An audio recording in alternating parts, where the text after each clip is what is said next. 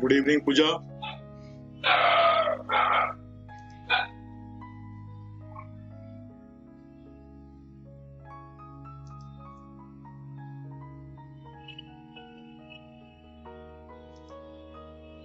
Okay Sunanda good evening और Raj Vishnoi right answer is the A option. Okay बेटा अभी start कर रहे हैं। गुड इवनिंग टू ऑल, स्वागत है आपका आज की स्ट्रीम में ना। अब स्टार्ट करते हैं।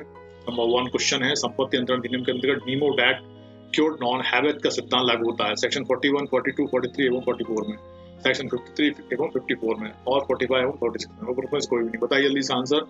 Give the right answer, time starts now. Question number 1।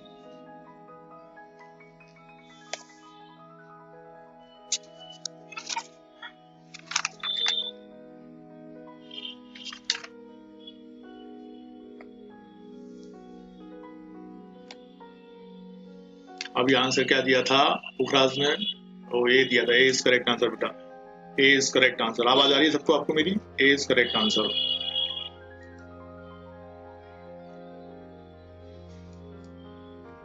A is correct answer, बिल्कुल सही कहा आपने। सेक्शन 41, 42, 43 एवं 44 है ना, बिल्कुल सही कहा।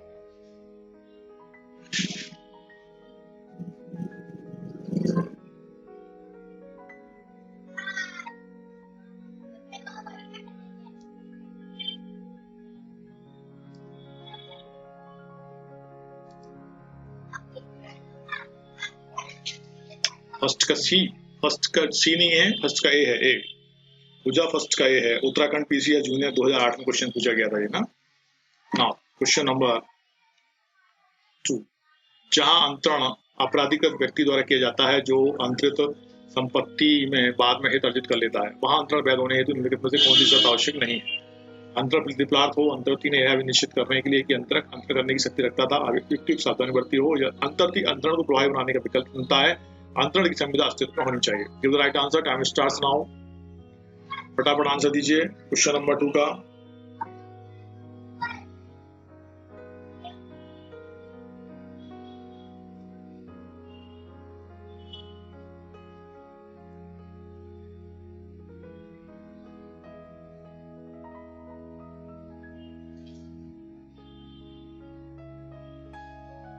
क्वेश्चन नंबर 2 का आंसर दीजिए। पूजा कह रही है सर आपकी तबीयत ठीक नहीं लग रही है, आपको देख के ऐसा लग रहा है। नहीं बेटा अब ठीक है। आज एक्चुअल में एग्जर्शन ज्यादा हो गया। ऑनलाइन एग्जाम कराए थे बच्चों के इन लोगों ने, और हम लोगों की ड्यूटी लगा दी यूनिवर्सिटी में, वहां जाके कलेक्शन कर रहे थे उनका। तो वही है, वहां पे कलेक्शन करना होता है। 1 बजे का टाइम था, 2:30, 2, 3 बजे तक बच्चे आते रहे, करते रहे हम लोग। सेकंड का आंसर दिया है पूजा ने दिया 2 का B. Okay B is correct answer. Madhya Pradesh ADPO 2008 में आया था। अंतरती ने निश्चित करने के लिए कि अंतरक अंतरण करने की शक्ति रखता था, युक्ति की सावधानी बरती हो, बिल्कुल सही। Okay B is correct answer. बारिश हो रही है भाई जिंदगी में तो आदमी के। ओहो यस।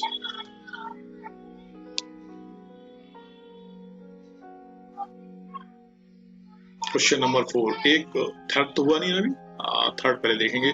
आज एक हिंदू अपने पिता वास से पृथक होकर 3 खेत छात्राज्ञा या प्रदर्शन करते हुए साको बेच देता है कि उन्हें अंतरित करने के लिए प्राधिकृत है। इन खेतों में से ज्ञा खेत आ का नहीं है, किंतु बाकी मृत्यु के बाद वारिस के रूप में ज्ञा खेत को आ प्राप्त कर लेता है। सा ने विक्रय संविदा को खंडित नहीं किया है, संविदा निष्प्रभावी हो गई है। आ से सा अपेक्षा कर सकता है कि आ उसे ज्ञा खेत परिदत्त कर दे, और संविदा शून्य है, संविदा परिवर्तनीय नहीं है। बताइए give the right answer, time starts now.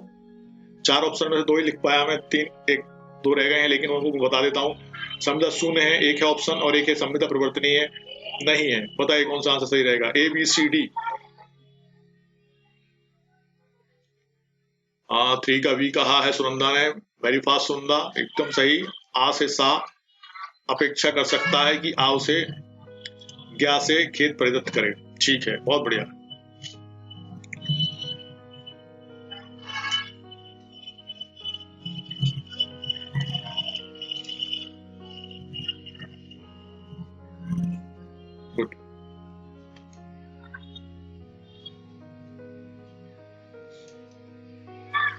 Okay, third का बी इज करेक्ट आंसर। हाँ, पुखराज ने भी कहा भी है। ठीक है। नाउ क्वेश्चन नंबर 4, एक व्यक्ति अपने से अच्छा स्वत्व अंतरित नहीं कर सकता। इस कथन के सूत्र के अपवाद संपत्ति अंतरण अधिनियम की निम्नलिखित धाराओं में से किन धाराओं में समाहित किया गया है? सेक्शन 41 एवं 42, सेक्शन 41 एवं 44, 43 एवं 44, 41 एवं 43। Give the right answer. Time starts now. Question number 4 का आंसर दीजिए। ओके, ये आया था आपका यूपी सिविल जज 2006 में क्वेश्चन आया गया था। धाराओं में किन धाराओं में समाहित किया गया है? 4 का आंसर देना है आपको।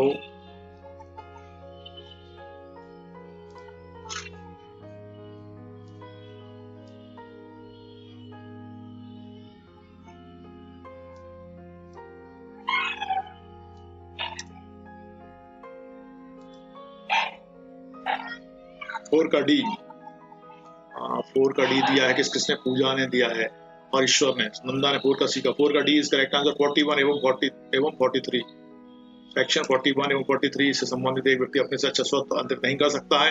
इस कथन के सूत्र के अपवाद संपत्ति अंतरण अधिनियम की धाराओं में किन धाराओं में समाहित किया गया है? सूत्र के अपवाद की बात की गई है। सेक्शन 41 एवं 43 is correct. C is not correct बेटा, 41 एवं 43, सेक्शन 41 एवं 43। सेक्शन 41 कहता है ट्रांसफर बाई ऑर्डेंसिबल ऑनर, दृश्यमान स्वामित्व अंतरण, है ना। और 43 कहता है transfer by unauthorized person who subsequently acquires interest in property transfer. अपराधिकृत व्यक्ति द्वारा अंतरण जो अंतरित संपत्ति में पीछे हित अर्जित कर लेता है। ठीक है, 41 एवं 43।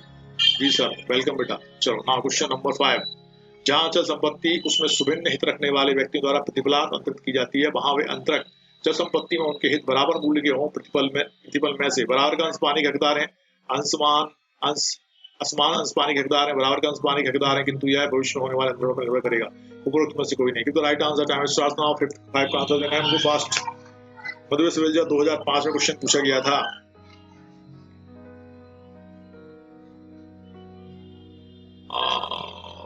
रोमिका भी नहीं आई है ना। ओके, 5 का ये बराबर का अंश पाने के हकदार, बिल्कुल सही का संबंधा। ईश्वर इज आल्सो करेक्ट और पूजा भी। पूजा सबसे बढ़िया पहले फास्ट दिया था। बराबर का अंश पाने के हकदार है, बिल्कुल सही कहा आपने। A is correct answer. Now question number 6, Sultanpur मौजा में आ का हिस्सा आधा एवं बा तथा सा प्रत्येक का हिस्सा चौथाई था। उसमें से वे उस मौजे के 8वें अंश को लालपुर मौजे में से 1/4 अंश से विनिमय करते हैं। कोई प्रतिकूल करार नहीं है, इसलिए आ लालपुर में 8वें अंश का एवं बा तथा सा प्रत्येक हकदार है। चौथे अंश का, आधे अंश का, 8वें अंश का, 16वें अंश का। ये क्वेश्चन अपन ने देखा था, है ना। 4 का डी पुखराज ने कहा। ठीक है, पुखराज। पूजा ने कहा 6 का डी, बिल्कुल सही है। आपने 6 का डी कहा है ना, बिल्कुल सही है। मध्य सिविल जज 2007 में आया था। 16वें अंश का, यस, 1/16, बिल्कुल सही है। क्वेश्चन अपन ने पहले भी देखा था, अपने चल रहे थे क्वेश्चन मैन। क्वेश्चन नंबर 7, आज सद्भावना पूर्वक विश्वास करते हुए कि उस पर उसका आत्यंतिक हक है, बाकी भूमि पर फसल वो देता है, उसकी बेदखली के समय फसल उगी हुई है, हकदार है। संपूर्ण फसल का, आधी फसल का, अपने हित में भूमि का अंतरण का, विनिहित रकम का। बताइए जल्दी से। सब क्वेश्चन अपन कर चुके हैं, रिपीटेशन में चल रहे हैं, इसलिए अपन इनको फटाक से आंसर देंगे। यह था मध्य सिविल जज 1996 में, 1996। किसका हकदार होगा वो बताइए।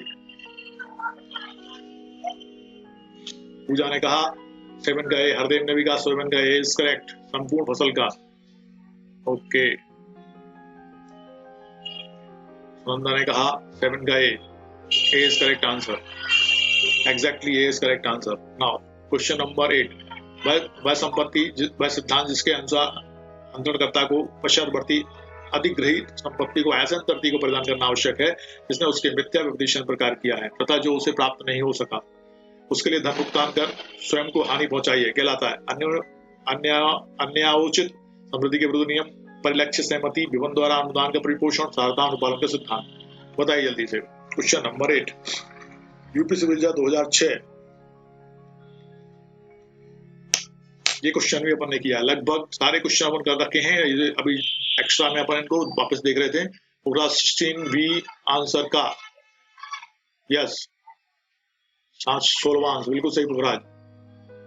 8A, 8 का ये नहीं है, हरदेव ईश्वर व्यास, मैंने बिल्कुल सही कहा। 8 का सी, विबंधन द्वारा अनुदान का परिपोषण है, विबंधन द्वारा परिपोषण किया जाएगा उसका। विबंधन मतलब रोक देना, स्टॉपल कर देना, जो अपन ने 115 ऑफ एविडेंस एक्ट में पढ़ा हुआ है, ठीक है।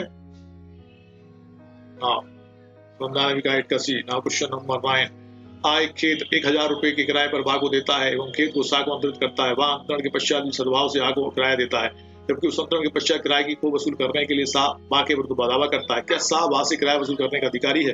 अंतर सा को बा से अंतरण की तारीख से किराया वसूल करने का अधिकारी। अंतरण अवैध है, बा ने आ को सद्भाव किराया चुकाया क्योंकि उसे अंतरण की सूचना नहीं दी, अतः बा वसूल नहीं कर सकता। बा एवं सा के बीच कोई संबंध नहीं। बताइए जल्दी से answer. Because good faith word is used, okay. Pukhraj ने कहा 8 का सी, बिल्कुल सही, 8 का सी है पुखराज। नाउ क्वेश्चन नंबर 9, पूजा ने कहा 9 का सी, सी इज करेक्ट आंसर।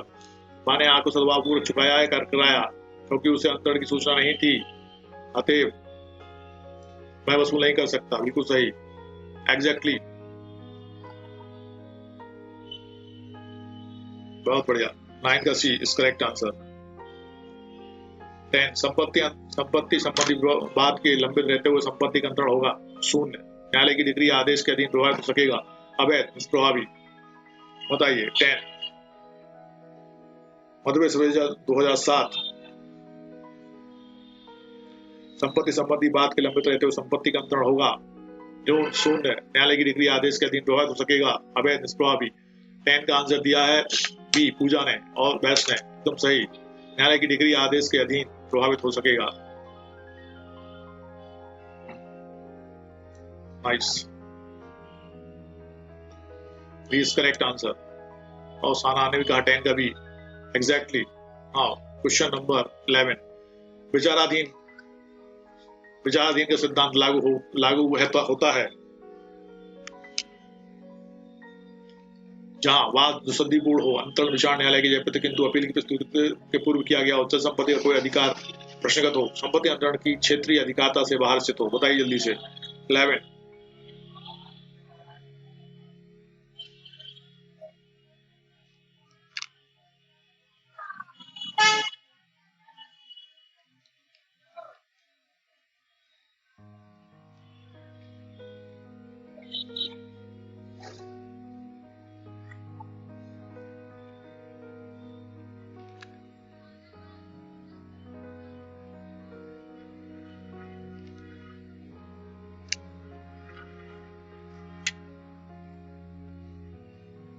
का बी आंसर दिया है। मध्य प्रदेश विभाजन 1996, बिल्कुल सही कहा। सेक्शन 62 ऑफ टैप पुखराज, अंतरण विचार न्यायालय की जयपत्र किंतु अपील की प्रस्तुति के पूर्व किया गया, बिल्कुल सही कहा आपने, बी इज करेक्ट आंसर। विचाराधीन का सिद्धांत लागू होता है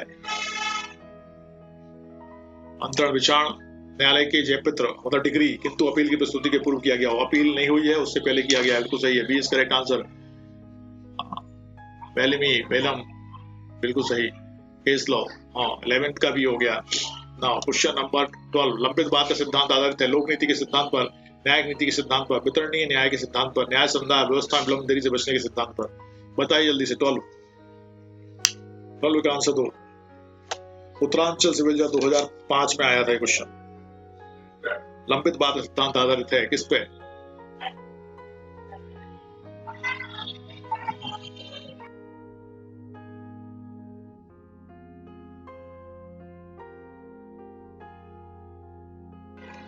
ट्वेल्व का डी नहीं है, 12 का ए है। लंबित बात सिद्धांत लोक नीति के सिद्धांत पर आधारित है, लोक नीति के सिद्धांत पर आधारित है। 12 का आंसर क्या है? ए, लोक नीति के सिद्धांत पर आधारित है। पूजा, लोक नीति के सिद्धांत पर आधारित है लंबित बात का सिद्धांत।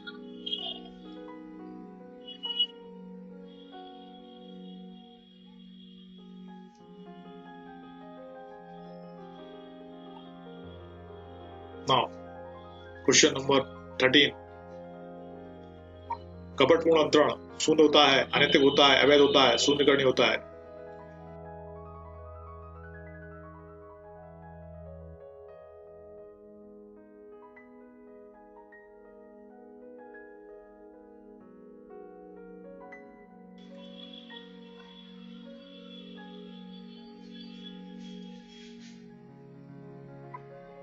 सुनंदा 13 का ये नहीं होगा, शून्य नहीं होता है। कपटपूर्ण अंतरण हमेशा संविदा में भी शून्य नहीं होता है, उसको शून्य करवाना पड़ता है, मतलब शून्य करणीय होता है वो। Yes, D is correct answer, शून्य करणीय होता है। संविदा में भी ये ध्यान रखना इस बात का है ना, संविदा में भी ध्यान रखना, जब कपटपूर्ण अंतरण होता है तो वो कैसा है कि दूसरे वाली पार्टी के व्याप पर वो शून्य करवा सकता है, उसे शून्य करणीय होता है, इसलिए इसको कहते हैं वर्ड डेविल। यस, 12 का D, but not sure. A is correct answer, 12 का। 13 के बाद 14 आ गया, कपटपूर्ण अंतरण परिभाषित है 19, 21, 53, 35, transfer property act 1882। Give the right answer. 14, Uttar Pradesh civil जज 2003।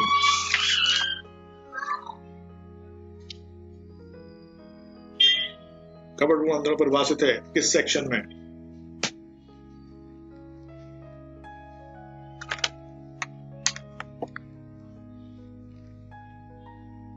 और 3 का ई, हरदेव, कपटपूर्ण अंतरण सेक्शन 53 में परिभाषित।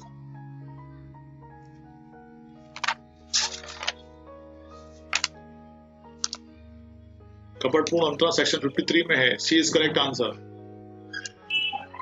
धारा 53 संपत्ति अंतरण अधिनियम कपटपूर्ण अंतरण की परिभाषा को परिभाषित करती है।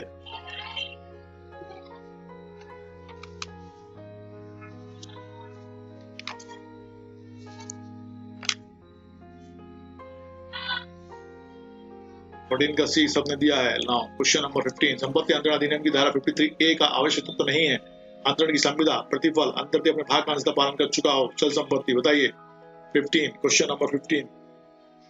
यह आया था मध्य प्रदेश सिविल जज 1999 में, 1999। संपत्ति अंतरण अधिनियम की धारा 53A का आवश्यक तत्व तो नहीं है।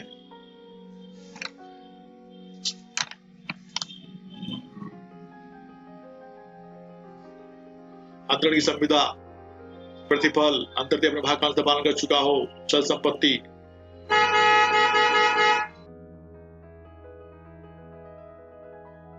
डी इज करेक्ट आंसर, चल संपत्ति। ठीक है, 16 का साइज काफी छोटा हो गया है ना, कोई बात नहीं, लेकिन अपन इसको करेंगे। सूची 1 सूची 2 को मिलाना है, सूची 1 सूची 2। धारा 53 कपटपूर्ण अंतरण, 53A भाग पालन, 54 विक्रय, 58 बंधक। तो right answer, time starts now. आपको कूट मिलाना है, कौन सा कूट सही है, जल्दी से। क्या सब मिले हैं सही या मिलाना है इनको? सेक्शन 53 कपटपूर्ण अंतरण, 53A भागिक पालन, 54 विक्रय, 58 बंधक। ओके, 16 का आंसर दिया है पूजा ने B is correct answer. 1 2 3 4 is correct answer. Okay, सब मिले हुए हैं। धारा 53 में कपटपूर्ण अंतरण है, 53A में भागिक पालन है, 54 में विक्रय है और 58 में बंधक है। बिल्कुल सही, right answer. Now question number 17, बंधक द्वारा संपत्ति अंतरण करने के लिए कौन से तरीके अपनाए जाते हैं? दस्तावेज हस्ताक्षरित किए जाते हैं, उपजे की सुपुर्दगी द्वारा, हक विलेख जमा करके, संपत्ति को पुनर्विक्रय की शर्त पर विक्रय करके। बताइए बंधक द्वारा संपत्ति अंतरण करने के लिए कौन से तरीके अपनाए जाते हैं?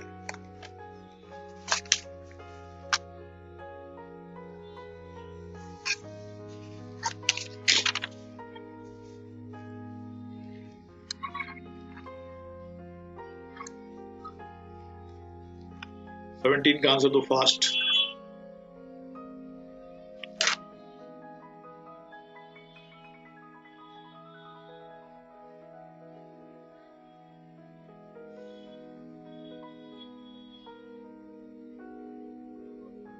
ओके, 17 का बी कहा, कब्जे की सुपुर्दगी द्वारा।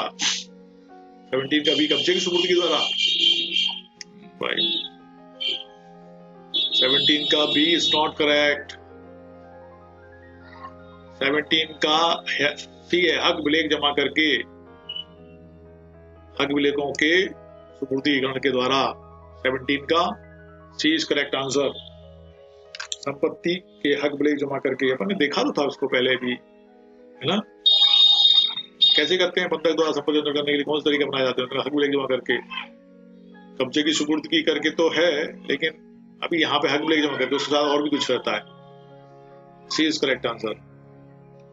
18, क्रमबंधन का सिद्धांत संपत्ति अंतरण अधिनियम की निम्नलिखित में से किन धाराओं में दिया गया है? हाँ, क्रमबंधन का सिद्धांत संपत्ति अंतरण अधिनियम के निम्नलिखित कौन सी धारा में दिया गया है? 18, 56 और 81, 56 और 82, 56, 81, 82 और 81 और 82। बताइए जल्दी से आंसर। 18 उत्तरांचल सिविल 2002 में क्वेश्चन पूछा गया था।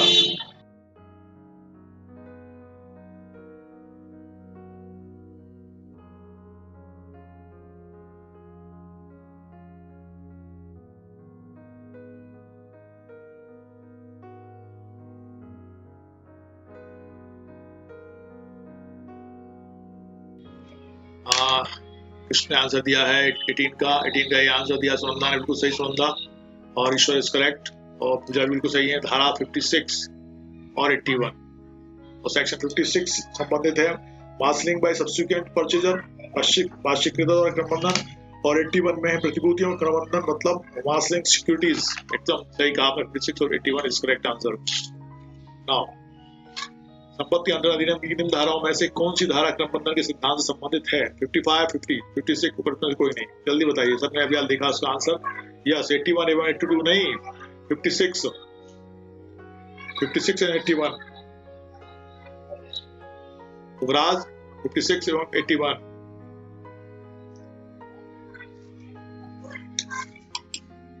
यस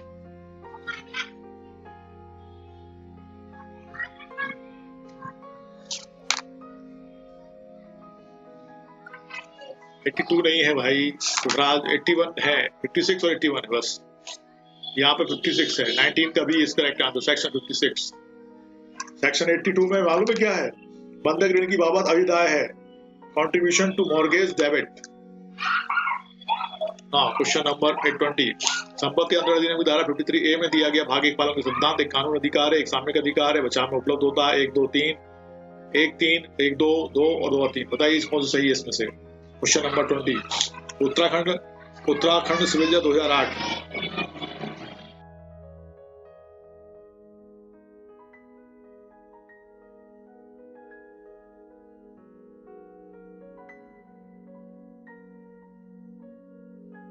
क्वेश्चन नंबर 20 का आंसर तो फटाफट। क्वेश्चन नंबर 20 का आंसर दिया जाए। ओके पुखराज।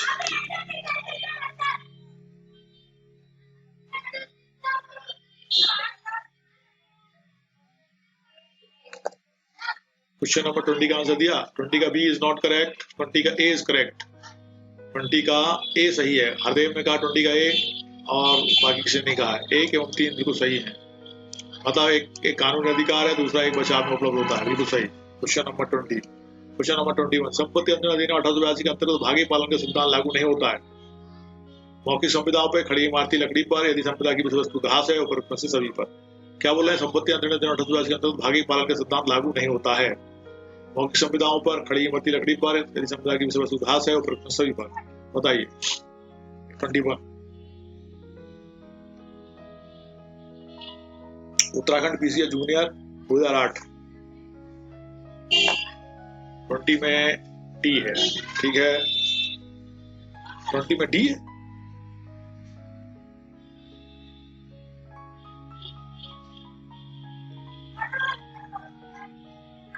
अरे 21 का D is correct answer. Yes 21 का डी इज करेक्ट। उपरोक्त में से सभी। मौखिक संविदाओं में, खड़ी इमारती लकड़ी में, जमला की विशिष्ट घास है, सब में D is correct answer. Swati Mishra ने भी कहा 21 का D is correct answer. Okay now question number, yes सही है स्वाति, नमस्ते नमस्ते बेटा। नेहा जोशी ने भी कहा डी, ठीक है नेहा। क्वेश्चन नंबर भी डालो है नेहा। 22 पुखराज 21 का डी हो गया है, 22 का आ गया आंसर। अब 22 अपन देख रहे हैं। बाद वाला अधिकृत बाकी ओर से स्थावर संपत्ति खरीदता है जिस पर विलंगम की सूचना है। बाद में बा उस क्रय का अनुसमर्थन करता है और मूल चुका देता है। इन परिस्थितियों में विधि यह मानती है कि आ प्रारंभ से ही बा का विक्रेता था, आ प्रारंभ से ही बा का विक्रेता नहीं था, आ का ज्ञान बा पर थोपा नहीं जा सकता, उपरोक्त में से कोई भी नहीं। इसका सही आंसर दीजिए फटाफट। 22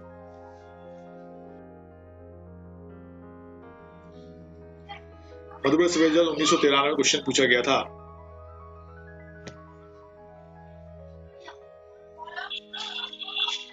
एग्जैक्टली बिल्कुल सही कहा सुनंदा ने, वेरी फास्ट, और आंसर भी सही दिया है। हरदेव ने भी दिया है आ प्रारंभ से ही वाका भी करता था। ये क्वेश्चन एक्चुअल में हो गए हैं, रिपीटिशन में हमने लिया था बहुत सारे मिसलेनियस करके। पहले हमने अलग अलग उसमें पढ़ाए थे सेक्शन वाइज, और अब ये मिसलेनियस है, इसलिए इसको आंसर आपको देने में थोड़ा सा दिक्कत हो रही है ना। लेकिन 22 का सी नहीं है पूजा, ए है।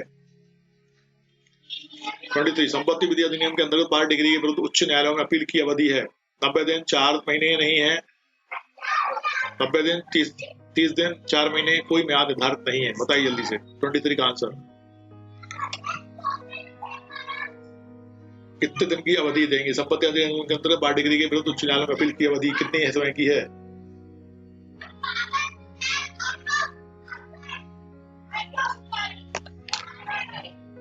का हाँ, हरदेव ने कहा 23 का 90, बिल्कुल सही।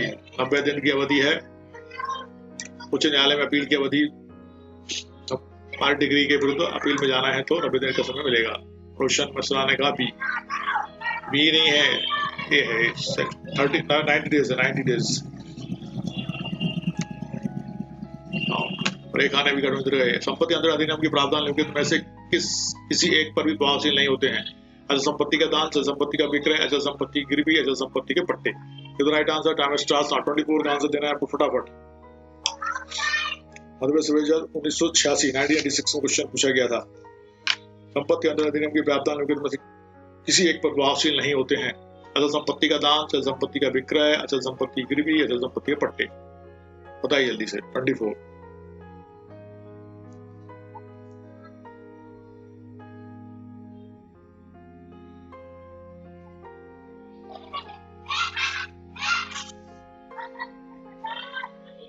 का भी बिल्कुल सही कहा। किसने कहा 24 का भी?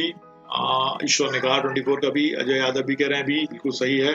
चल संपत्ति का विक्रय, एकदम सही कहा। चल संपत्ति का विक्रय इसमें शामिल प्रभावशील नहीं होते हैं। B is correct answer. Okay 24 का बी इसने भी कहा है। स्वाति मिश्रा ने 24 का सी कहा। सी नहीं है बेटा, बी है बी। 25 निम्न कथनों में से कौन सा कथन सही नहीं है? अचल संपत्ति का पट्टा उस संपत्ति का उपभोग करने के हक को अंतरित करता है, विक्रय संपत्ति को अंतरित करता है, पट्टा दाता पर कानून बंधा है कि पट्टा ग्रहीता के कहने पर संपत्ति कब्जा मिले, विक्रय केवल पंजीकृत दस्तावेज द्वारा ही हो सकता है। बताइए जल्दी से 25 कौन सा कथन सही नहीं है? हमको बताना है रॉन्ग आंसर। 3 सही है, 1 गलत होगा, और 1 गलत कुछ हमको बताना है जल्दी से। 24 का सी पुखराज ने कहा। 24 का सी नहीं है, बी है पुखराज। 24 का बी है बी। चल संपत्ति का विक्रय प्रभावशील नहीं होता, मतलब किस पे लागू नहीं होगा ऐसा पूछा है हमने, है ना पुखराज? हमको क्वेश्चन को आराम से पढ़ना है, फिर उसका आंसर देना है। जल्दबाजी बिल्कुल नहीं करना, एग्जाम में तो बिल्कुल भी नहीं करना तुम लोग। एग्जाम में तो बिल्कुल भी जल्दबाजी नहीं करना चाहिए। अभी तो ठीक है, कोई बात नहीं। 25 का डी आंसर दिया है, लगभग सबने दिया है। हरदेव, ईश्वर और पूजा। ओके, विक्रय केवल पंजीकृत दस्तावेज द्वारा ही हो सकता है, ये कैसा है? गलत है। और उन्होंने पूछा है गलत आंसर, और गलत आंसर हमने दे दिया है, बिल्कुल सही। नाउ क्वेश्चन नंबर 26, विक्रय पर संपत्ति अंतर अधिनियम 1882 में परिभाषित किया गया है। 53 में, 55 में, 54 में, 56। सबको इस सेक्शन को पता होना चाहिए, पता होगी, इसलिए आंसर जल्दी से बताइए 26 का। और तुम लोग हरदेव ने कहा बी, यस। विक्रय पर संपत्ति अंतर अधिनियम की प्रोसेस किया गया है।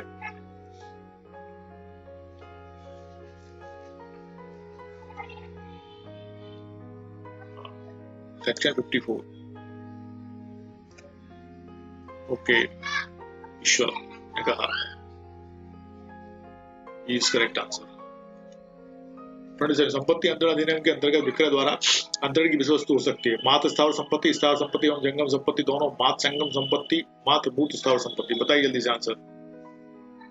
54 में सेल डिफाइन है, हाँ बिल्कुल सही कहा तुमने। क्वेश्चन नंबर 27 का आंसर दो। मध्य प्रदेश एडीपी 2008 मात्र स्थावर संपत्ति, स्थावर संपत्ति एवं जंगम संपत्ति दोनों, मात्र जंगम संपत्ति, मात्र मूर्त एवं स्थावर संपत्ति अंतर विक्रय द्वारा अंतर की विषय वस्तु हो सकती है।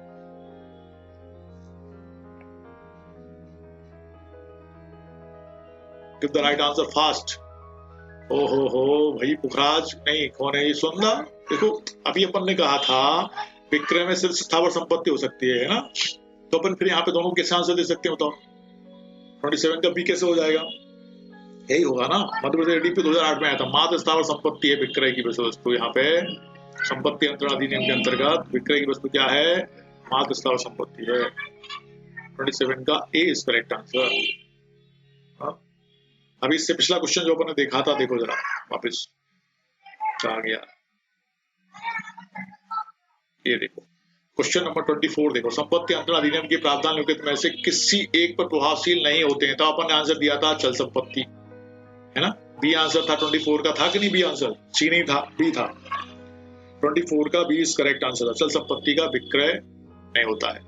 अब जब अगला क्वेश्चन पूछा हमने यहाँ पे 27, तो उसमें अपन को आंसर सही देना है ना कि मात्र स्थावर संपत्ति। 27 का A is correct answer. Now question number 28, निम्नलिखित में से क्या विक्रय का अनिवार्य तत्व नहीं है? पक्षकार, विषय वस्तु, अंतरण अथवा हस्तांतरण, कीमत का नगद भुगतान, क्या अनिवार्य तत्व नहीं है विक्रय का? बताइए। 28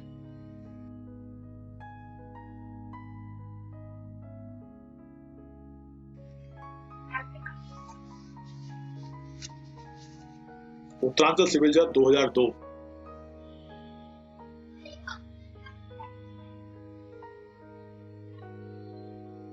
यस, हरदेव ने बिल्कुल सही कहा, कीमत का नगद भुगतान इसमें आवश्यक तत्व नहीं है।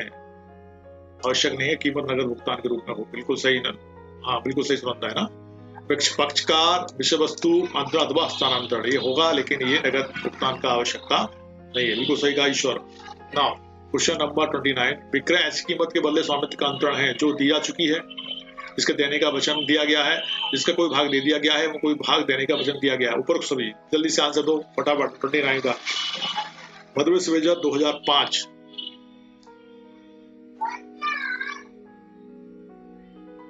यस, 28 का डी इज करेक्ट आंसर। पूजा 28 का ए नहीं है बेटे, डी है। 28 का डी। मेघा ने कहा 28 का डी, सुनंदा ने कहा है, और पुखराज ने भी 28 का डी कहा है। हरदेव ने 29 का डी कहा है। एकदम सही हरदेव। उपरोक्त सभी, ऑल द अबव, सभी सही हैं। जो दी जा चुकी है, जिसके दिए जाने का वचन दिया गया है, जिसका कोई भाग दे दिया गया है, उनको कोई भाग देने का वचन दिया गया है। बिल्कुल सही। राइट आंसर इज 29 का डी। नाउ क्वेश्चन नंबर 30, संपत्ति के अंतरण में विक्रेता संपत्ति के भाटकों लाभों का हकदार नहीं है। संपत्ति के तब तक के भाटकों लाभों का हकदार है जब तक कि उसका स्वामित्व क्रेता को संक्रांत नहीं हो जाए। सदैव के लिए संपत्ति के भाटकों लाभों का हकदार है, उपरोक्त में से कोई भी नहीं। बताइए जल्दी से answer. Question number 30, Madhya Pradesh civil जज 2005।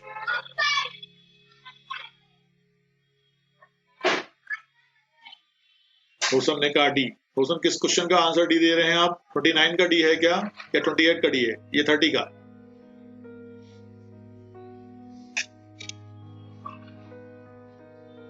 पुखराज ने कहा 29 का डी। हाँ सही है, 29 का डी है सही। और पुखराज ने कहा section 54 of transfer of property act ठीक है। हाँ आगे चलो, क्वेश्चन नंबर 30 का आंसर दो फटाफट। हृदय में 30 का बी। यस सर, बिल्कुल सही। संपत्ति के तब तक के भाटकों और लाभों हकदार जब तक कि उसका स्वामित्व क्रेता को संक्रांत नहीं हो जाए। ठीक है, और एक बार क्रेता को संक्रांत हो गया तब तक, फिर उसके बाद उसका हक क्रेता का हो जाएगा। बिल्कुल सही। रेखा ने कहा 30 का भी, स्वाति ने कहा, पूजा ने कहा, ईश्वर कह रहे हैं, और सुनंदा भी। Okay, everybody is correct. Question number 31, भाग्य पालन करता को अपने कब्जे की सुरक्षा का हक प्राप्त है। गलत। पूर्ण प्रतिभा प्राप्त करने पर यह हक प्राप्त होगा। सही है, कब्जा सौंपना आवश्यक नहीं होता। बताइए जल्दी से। 31 छत्तीसगढ़ सिविल जज 2003, भाग्य पालनकर्ता को अपने कब्जे की सुरक्षा का हक प्राप्त है।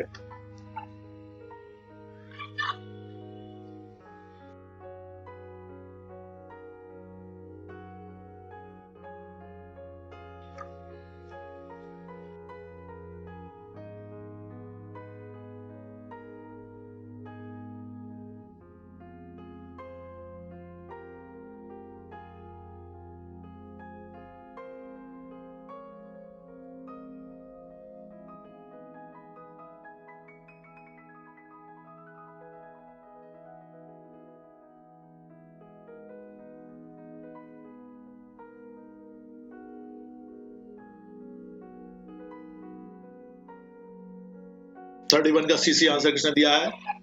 ओके, हरदेव कह रहे हैं, ईश्वर कह रहे हैं, स्वाति कह रहे हैं, और Rekha, Pooja, Megha, Roshan, everybody is correct, she is correct answer, सही है। भाग्य पालनकर्ता को अपने कब्जे की सुरक्षा का हक प्राप्त है, बिल्कुल सही। संविधान में 31 कहा। अब 32 आ जाता है, अंश पालन का सिद्धांत संपत्ति अंतरण अधिनियम की किस धारा में उपबंधित है? 136, 10, 35 ए में, बताइए जल्दी से किस में है? 32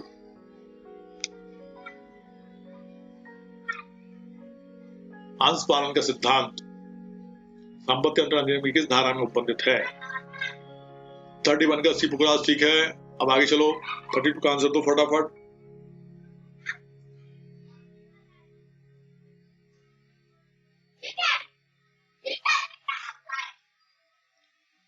थर्टी टू का D is correct answer, Hardev ने कहा, फास्ट, वेरी गुड हरदेव। 53 ए में एग्जैक्टली, ईश्वर ने कहा 32 का डी।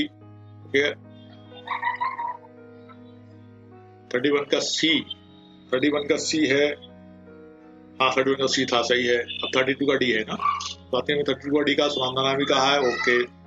क्वेश्चन नंबर 33, अर्जन पर राजस्व प्रतिकर की प्राप्ति के आगमों के अधिकार पर संपत्ति अंतरण अधिनियम की धारा 37 आधारित है। निर्वाचन के सिद्धांत पर, प्रतिस्थापित प्रतिभूति के सिद्धांत पर, क्रमबंधन के सिद्धांत पर और अंशदान के सिद्धांत पर, बताइए जल्दी से। 33 यूपी सिविल जज 2006 में क्वेश्चन पूछा गया था, अर्जन पर राजस्व प्रतिकर की प्राप्ति के आगमों के अधिकार पर संपत्ति अंतरण अधिनियम की धारा 37 आधारित है। किस पे आधारित है भाई? 33 का आंसर दो। रेखा ने भी कहा 32 का डी, भारती ने भी कहा था, रोशन ने भी कहा, पुखराज ने भी कहा, राठौर, रेखा ने भी कहा, पूजा ने भी कहा। ओके, नाउ 33 का आंसर दिया जाए।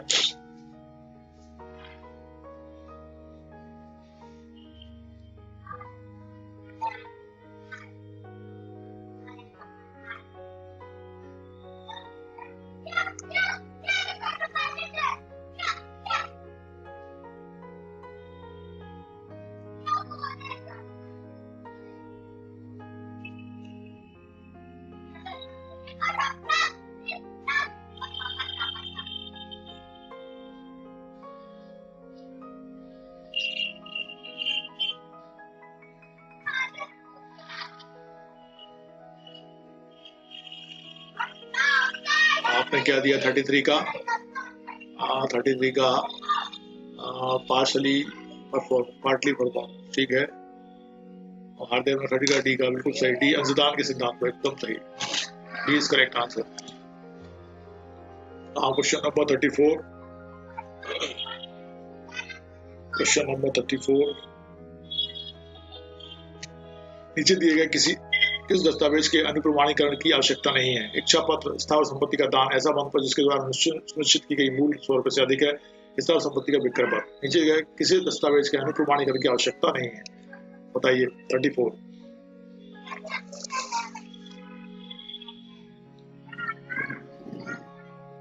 अनुप्रमाणीकरण की आवश्यकता नहीं है। 34 का 33 का बी नहीं है पूजा, 33 का डी है।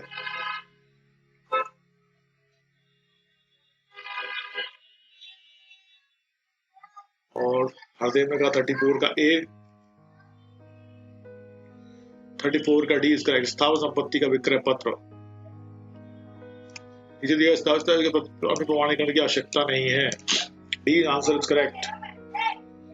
स्थावर संपत्ति का विक्रय पत्र 34 का डी इज करेक्ट आंसर। किसने दिया है? 34 का 43 नहीं है, 34 है, वो डी है। ओके, ईश्वर ने कहा 34, बिल्कुल सही, रेखा ने भी कहा। क्वेश्चन नंबर 35, अंतरण लिखित और मौखिक दोनों प्रकार से हो सकता है। निम्नलिखित में से कौन सा अंतरण मौखिक भी किया जा सकता है? अचल संपत्ति का दान, अमूर्त अचल संपत्ति का विक्रय जिसका मूल्य 100 रुपए से अधिक है, पार्षिक किराए के पट्टे का आरक्षण, मूर्त अचल संपत्ति का विक्रय जिसका मूल्य 80 रुपए है, बताइए। 35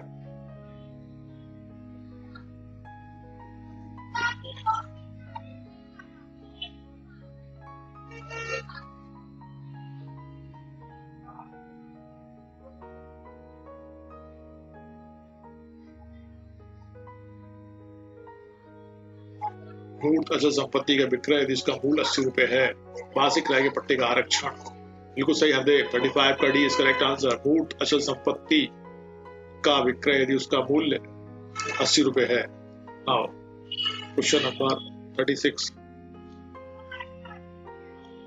35 का डी आंसर दिया हरदेव ने, ईश्वर वैस ने, बाकी सबने नहीं दिया अभी तक।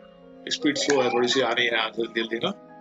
ओके, पूजा ने भी कहा 35 का डी, स्वाति ने भी कहा है, नंदा भी कह रही 35 का डी, और किसने कहा 35 का डी। ओके, क्वेश्चन नंबर 36 आ जाता है हमारा। ये देखो, अति धारण बंधक, सर्वस्वदाता, दान, मोचन, पट्टा, क्रेता विक्रय, इनको कूट को मिला के सही आंसर देना है। 36 का सही आंसर दीजिए।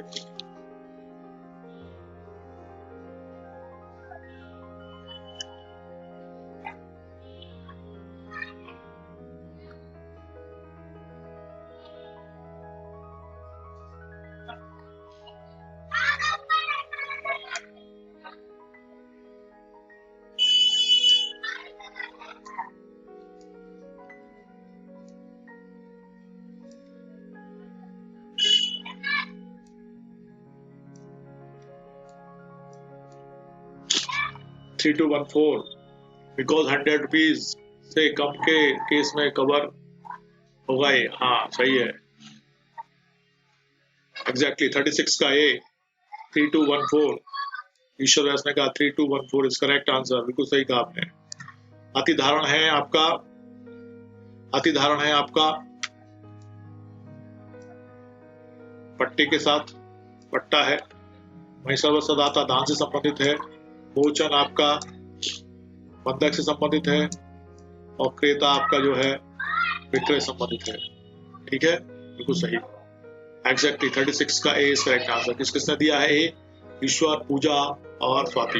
ओके, नाउ क्वेश्चन नंबर, और स्वाति ने भी कहा 37, इनको भी मिलाना है आपको। चुनाव का सिद्धांत, प्रत्याशा का सिद्धांत, फैलाव का सिद्धांत, संपर्ण का, अभित्यजन। 112, 92, 35 और 116 तो मिलाइए जल्दी से।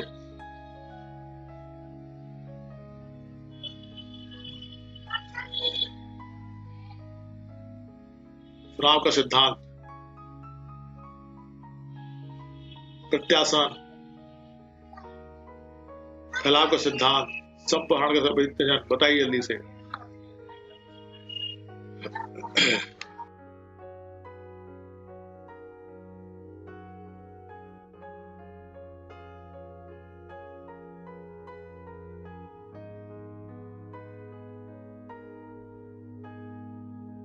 जल्दी से मिलाइए फटाफट। 37 को मिला डाल दिए। चुनाव का सिद्धांत,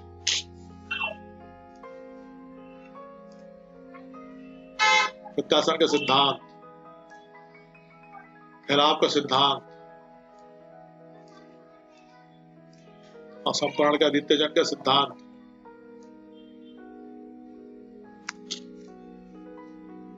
(37) का ए इज करेक्ट आंसर। 37 का ईश्वर वैष्णव भी दिया है, सुनंदा ने भी दिया है, एकदम सही। 3214 इज करेक्ट। चुनाव का सिद्धांत आपका है सेक्शन 35 में।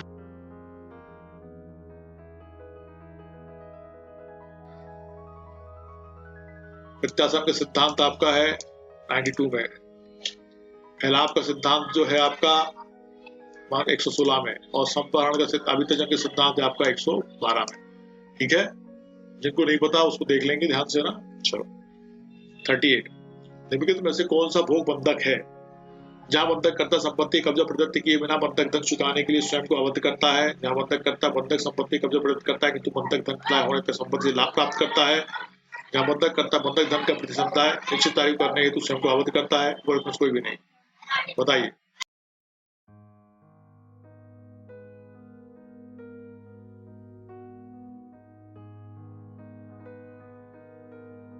छत्तीसगढ़ सिविल जज 2003 कौन सा भोग बंधक है? भोग बंधक की परिभाषा आपने पिछले बारों में देखी थी, है ना, क्वेश्चन भी देखे थे, तो बताओ जल्दी से इसका। 38 का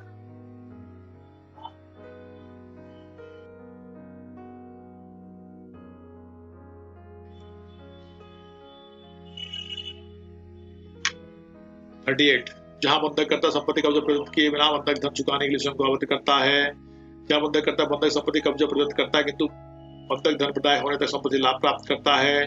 बंधक करता बंधक धन का प्रतिसंता निश्चित तारीफ करने हेतु स्वयं को अवध करता है। 38 का डी इज करेक्ट आंसर। उपरोक्त में से कोई भी नहीं। D is correct answer. उपरोक्त में से कोई भी सही नहीं है।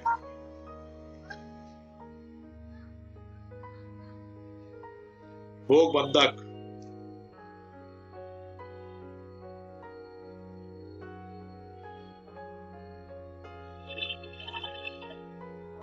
थर्टी एट का डी है, डी नॉट बी। उकरा 38 का बी है, वे डी है, डी बी नहीं हो सकता। बंधक करता माने जिसने बंधक किया है, वो बंधक संपत्ति कब्जा प्रदत्त कर दिया, किंतु बंधक धन प्रदाय होने तक संपत्ति से लाभ प्राप्त करता रहता है। कैसे करेगा बताओ? कर नहीं सकता। उपरोक्त में से कोई नहीं। D is correct answer. 38 का डी है, डी सही कर लेना उसको। 39 का अपना मकान खा को इस शर्त के साथ विक्रय करता है कि खा उस मकान को गा के अतिरिक्त किसी अन्य को अंतरित नहीं कर सकता। विक्रय विधिमान है कि दूसरा शून्य है, शून्य है, विधि विरुद्ध है, शून्य करनी है। जल्दी से आंसर दीजिए 39 का। 39 का आंसर तो फटाफट। यूपी सिविल जज 2003।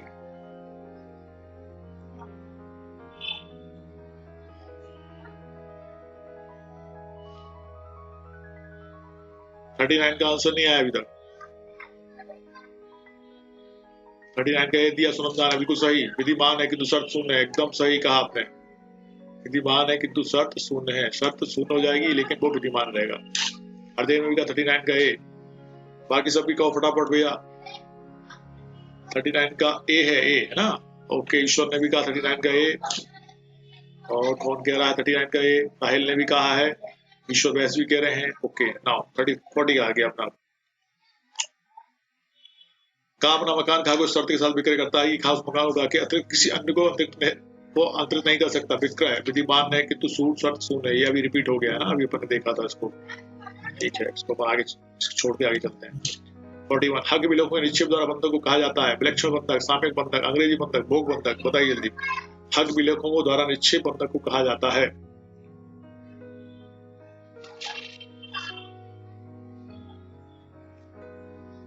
हक विलेखों के विक्षेप द्वारा बंधक को क्या कहा जाता है?41 का बी किसने कहा? ओहो यस, हरदेव ने कहा सी इज करेक्ट आंसर। 41 का सी कहा सुनंदा ने, हरदेव ने। एग्जैक्टली सही है। ये है सामयिक बंधक है ना, जो हक विलेखों को निश्चित द्वारा बंधक कहा जाता है। इसको mortgage bye deposit of title deeds कहते हैं, हक विलेखों को निश्चित बंधक को, और सामयिक बंधक भी कहते हैं। 41 का सी इज करेक्ट आंसर। पूजा सिंह ने 41 का सी कहा है। जिसको नहीं पता था उसको ध्यान से याद कर लेना। 42 आने वासी ऐसी संपत्ति के हक विलेखों को मुंबई में निक्षेप करके उधार लिया, जो संपत्ति भोपालपुर में स्थित है। भोपालपुरा अधिसूचित शहर नहीं है। बंधक का मुंबई में रजिस्ट्रीकरण नहीं किया गया है। मां ने बंधक संपत्ति के विक्रय के लिए बात प्रस्तुत किया। यहाँ बंधक अवैध है क्योंकि संपत्ति मुंबई स्थित नहीं थी। अवैध है क्योंकि विलेय राष्ट्रीयकृत नहीं था। वैध है क्योंकि मुंबई से बाहर से संपत्ति को बंधक मुंबई में हक विलेखों के निक्षेप द्वारा किया सकता है। वैध है क्योंकि ऋण को चुकाने के लिए कोई व्यक्तिगत दायित्व नहीं था। बताइए जल्दी से। 42 रिपीटेशन क्वेश्चन है, रिपीट है, पहले अपन ने इसको किया हुआ है। कैसा है ये? जल्दी 42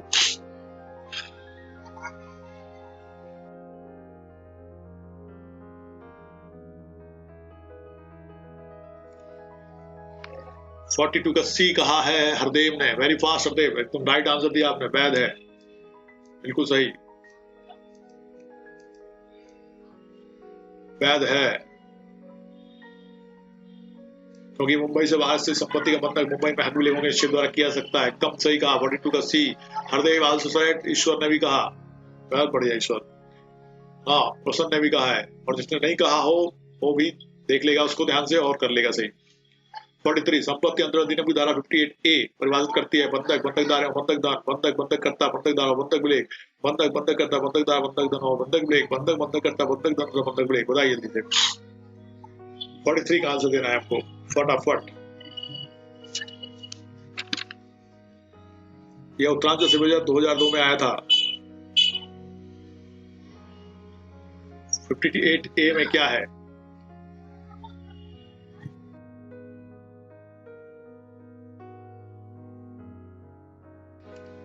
का सी बिल्कुल सही कहा है हरदेव ने और सुनंदा ने, एकदम सही। सुनंदा बंधक, बंधक करता, बंधकदार, बंधक धन और बंधक विलेख। एग्जैक्टली 43 में इन सबकी परिभाषा है। सी इज करेक्ट आंसर। पूजा ने भी कहा 43 का सी। नाइस। ईश्वर वैस भी कह रहे हैं 43 का सी, और रोशन ने भी कहा 43 का सी। अब क्वेश्चन नंबर 44, संपत्ति अधिनियम की धारा 58 में कितने प्रकार के बंधक वर्णित थे? 4, 6, 5, 7, बताइए जल्दी से। 44, मध्य प्रदेश सिविल जज 2002 कितने प्रकार के बंधक होते हैं? 44 का सी का अनुसंधान है। वेरी फास्ट, पूजा ने कहा वेरी फास्ट। 6 बिल्कुल सही, 6 प्रकार के बंधक हैं, 6 प्रकार के बंधक हैं, है ना।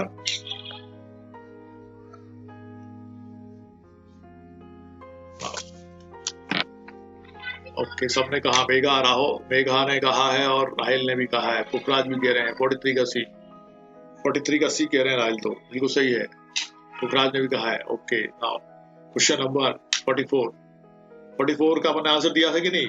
से हाँ, ये हो गया। नाउ क्वेश्चन नंबर 45, बंधक के बारे में कौन सा कथन सत्य नहीं है? यह बंधक स्थावर संपत्ति में हित का अंतरण है। बंधक में स्वामित्व का अंतरण होता है। आपको बताना है रॉन्ग आंसर। प्रतिफल बंधक का आवश्यक तत्व है। संपत्ति अंतरण अधिनियम 1882 में 6 प्रकार के बंधक हैं। आपको बताना है कि गलत है, जल्दी बताइए। 45,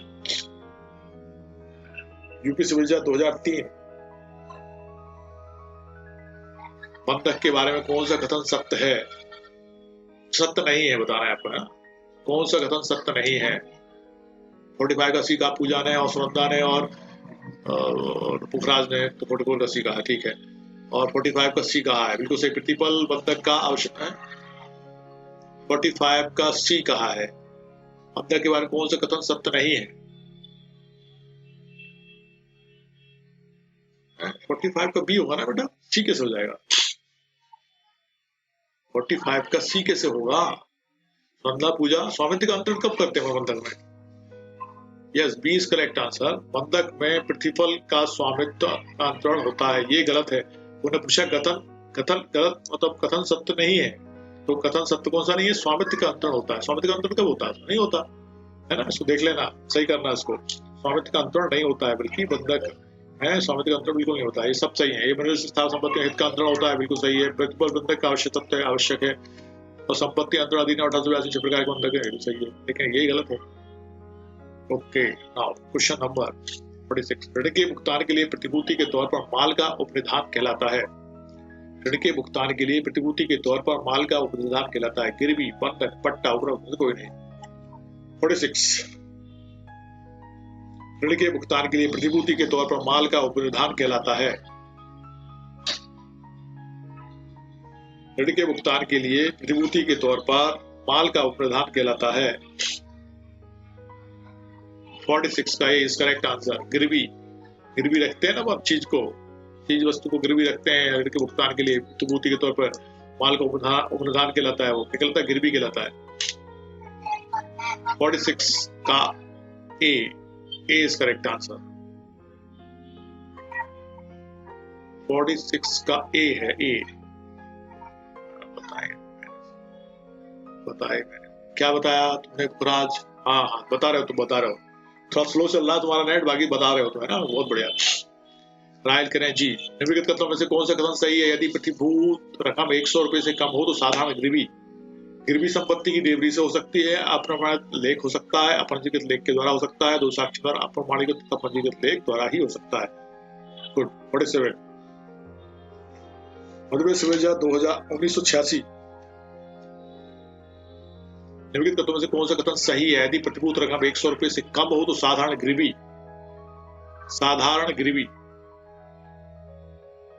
शब्द जो है बंधक के लिए आया है यहाँ पे, है ना, इसलिए उसको ध्यान से देख लेना। साधारण गिरवी संपत्ति की देवरी से हो सकती है, अप्रमाणित लेख हो सकता है, अपंजीकृत लेख द्वारा हो सकता है, 2 साक्षी द्वारा, प्रमाणित अपंजीकृत लेख द्वारा ही हो सकता है।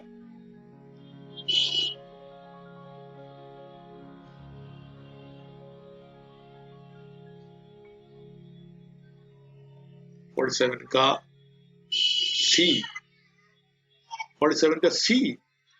का D is correct answer, is correct. 2 साक्ष्यों द्वारा प्रमाणीकृत तथा पंजीकृत लेख द्वारा ही हो सकता है। D is correct answer. 47 का डी। मध्यप्रदेश सिविल जज 1986,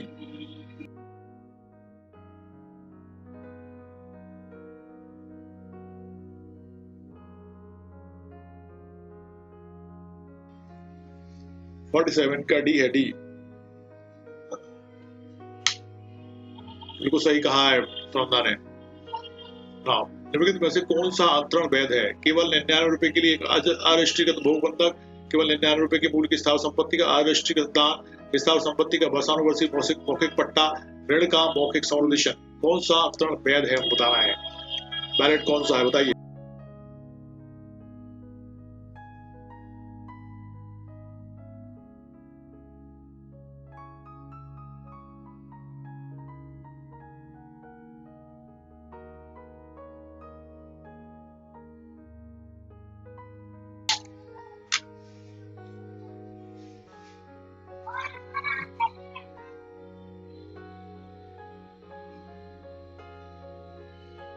फोर्टी एट का आंसर तो जल्दी।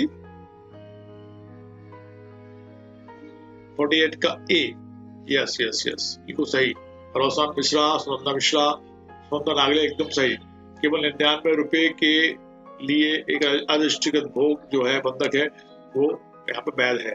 48 का ए इज करेक्ट आंसर। और पुखराज कह रहे हैं 47 का डी, ठीक है ना, पुखराज 47 का डी सही है। 48 का यहाँ पे ए सही है। पूजा ने भी कहा, हरदेव ने भी कहा और सुनंदा ने भी कहा और ऋषभ ने भी कहा। ईश्वर कह रहे हैं 48 का डी, डी नहीं है बेटा, है ए है। 49 क्या सादा बंधक सदैव पंजीकृत होना चाहिए? हाँ, यदि संपत्ति 100 रुपए से अधिक की ना हो, पंजीकरण आवश्यक नहीं था, उपरोक्त से कोई भी नहीं। बताइए जल्दी से। 49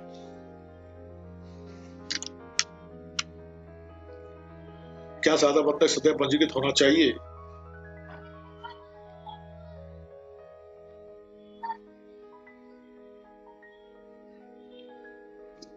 फोर्टी एट का ये सही है पुखराज।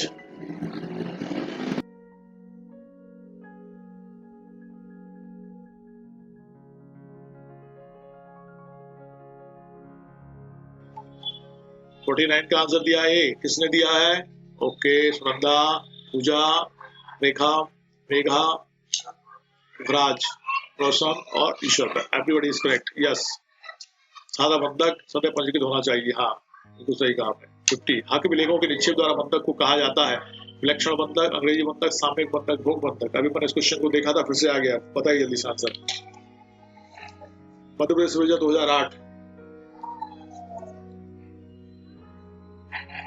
क्या कहेंगे इसको, बताइए। आपकी बात सही आंसर आते हैं कि सब, जैसा लग रहा है, क्योंकि पिछला क्वेश्चन आपने देखा हुआ है। सामयिक बंधक, बिल्कुल C answer is correct. Okay, now question number 51। जहाँ की प्रतिभूति मूलधन 100 रुपए है, वहां बंधक जो हक विलेखों के निक्षेपों द्वारा बंधक से भिन्न है के बारे में क्या सही नहीं है? क्या सही नहीं है पूछा है हमने। बंधककर्ता द्वारा हस्ताक्षरित होना चाहिए, कम से कम 2 साक्षी व्यक्ति द्वारा अनुप्राप्त होना चाहिए, मौखिक रूप से अनुबंध किया जा सकता है, रजिस्ट्री के लिखित द्वारा होना चाहिए। जहाँ की प्रतिभूत मूलधन 100 रुपए है, वहां बंधक जो हक विलेखों के निक्षेपों द्वारा बंधक से भिन्न है के बारे में क्या सही नहीं है? हमको बताना है रॉन्ग आंसर। 51 मध्य प्रदेश विभाजन 2007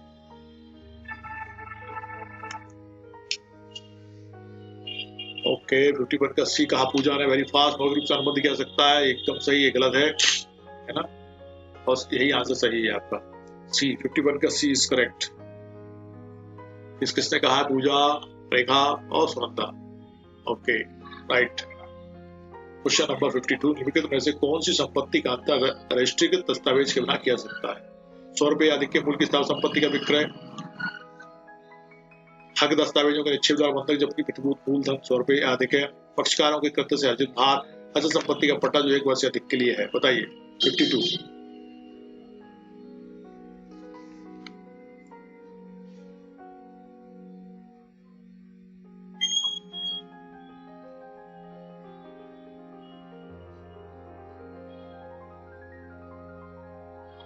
रजिस्ट्रीकृत दस्तावेज के बिना किया जा सकता है। 51 का सी कह रहे हैं पुखराज। अच्छा, 51 का सी सही है। 52 का सी दिया है आंसर। ओके, पूजा ने 52 का सी, 52 का बी इज करेक्ट। 52 का बी सही है। हक दस्तावेजों के निक्षेप द्वारा बंधक जबकि प्रतिभूत मूलधन 100 रुपए अधिक है, एकदम सही कहा सुनंदा ने, रोशन ने और पूजा को सही करना है। 53 हक विलेखों के निक्षेप द्वारा बंधक को कहा जाता है, फिर से आ गया, सापेक्ष बंधक मैं ही दे देता हूँ तो इसका फिर से नहीं दे रहे अपन, तो दोष नहीं ले रहा हूँ। 54 सही उत्तर बताइए। बहुचर्चित नियम मोचन ऊपर को पूर्वबंध नीचे को समलीकरण है 89, 91 का, 92, 93 का, 91 और 92 का और 91 और 94 का। जल्दी से बताइए answer. Question number 54। Uttaranchal civil जज 2005।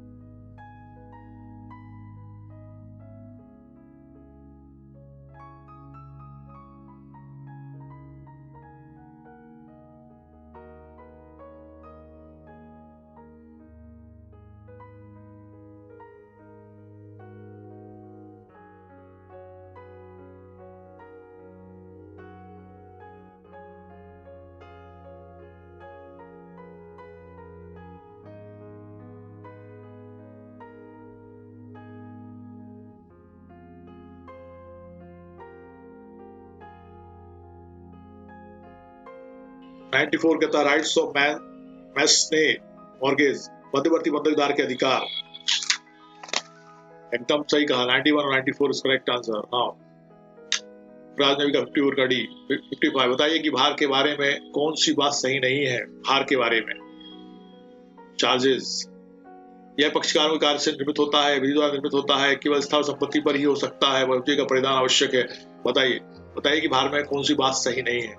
एक रॉन्ग आंसर है, 3 सही है, एक गलत आंसर आपको देना है। बताइए कि भार में कौन सी बात सही नहीं है। 55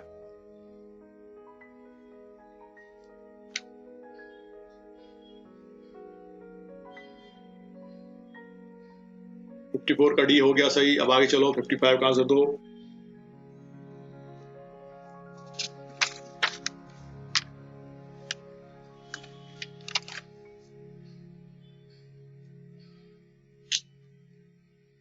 हाँ 55 का D is correct answer. D is correct answer. Number is correct. कब्जे का परिधान आवश्यक है, ये बात सही नहीं है। भार के लिए कौन सी बात सही नहीं है। कब्जे का परिधान आवश्यक नहीं है। बाकी ये पक्षकारों का कार्य से निर्मित होता है, सही है। ये विधि द्वारा निर्मित होता है, या केवल स्थावर संपत्ति पर हो सकता है, सब सही है। लेकिन कब्जे का परिधान आवश्यक है, ये बात सही नहीं है। 54 का डी इज करेक्ट आंसर। जितने भी दिया है उनको सही दिया है। 56 अब इनको मिलाना 81, 92, 100 और 118। क्रमबंधन, प्रत्यासन, भार और विनिमय। सेक्शन को मिला दो फटाफट 56 से।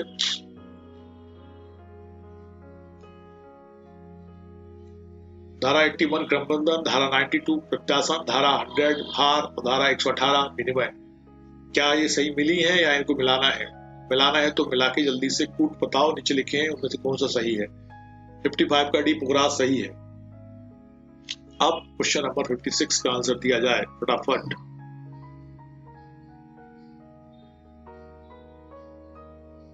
$56 का ए बहुत बढ़िया सा होता है। Very fast and right answer. 1 2 3 4 बिल्कुल सही। धारा 81 क्रमबंधन, धारा 92 प्रत्यासन, धारा 100 भार और धारा 118 विनिमय बिल्कुल सही मिली हुई है वो। तो 56 का ए आंसर किसने दिया। स्वंदा, Ishwar, Roshan. Okay everybody is correct. Pooja ने भी दिया है। Okay Puja.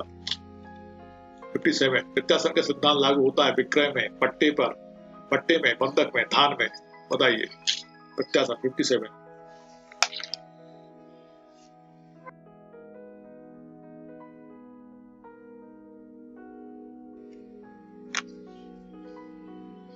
Section 100 of TP पुखराज विष्णोई किसके बारे में बता रहे बेटा। पुखराज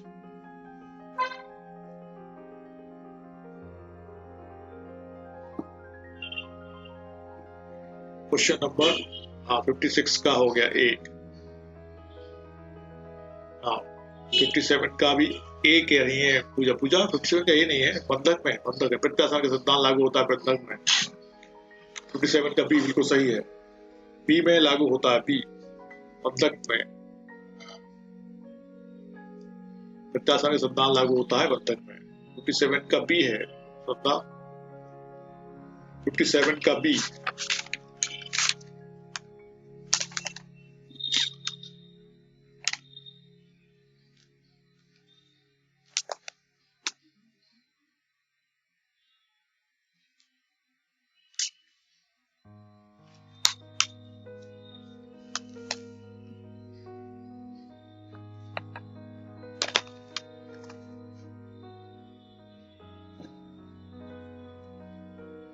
संपत्ति अंतरण अधिनियम की निम्नलिखित धाराओं में से किसमें क्रमबंधन का सिद्धांत है? 56 एवं 81, 81, 81 एवं 82, 85। फिर क्वेश्चन रिपीट हो गया है 58 वाला। ये मैंने देखा था ना, मध्य प्रदेश एडीपीओ 2008 में क्वेश्चन आया था। 57 का बी, हाँ ठीक है, बी हो गया 57 का बी। अब 58 का ए, बिल्कुल सही सुनदा पुखराज, अबाउट चार्ज सर, हाँ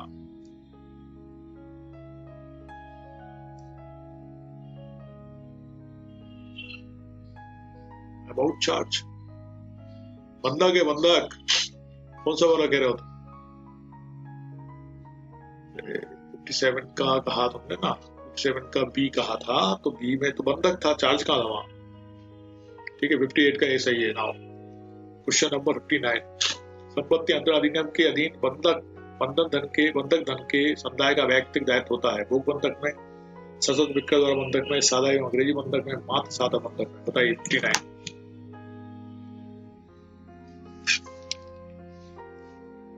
मध्य प्रदेश एडीपीओ 2008।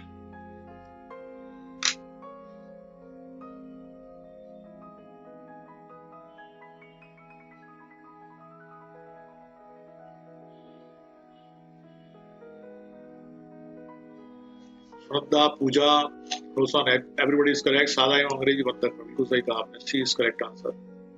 संपत्ति अंतरण अधिनियम के अधीन बंधक धन के समुदाय का दायित्व होता है, सादा एवं अंग्रेजी बंधकों में। 58 का ए, ठीक है 58 का ए पुराज। क्वेश्चन नंबर 60, संपत्ति अंतरण अधिनियम की निम्नलिखित धाराओं में से कौन सी धारा प्रतिस्थापित प्रतिभूति के सिद्धांत की विवेचना करती है? 68, 71, 70 और 73। बताइए 60।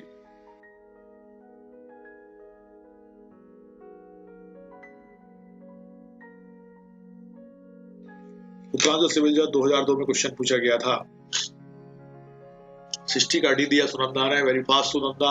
Section 73 is correct answer. Okay, section 73 इसके बारे में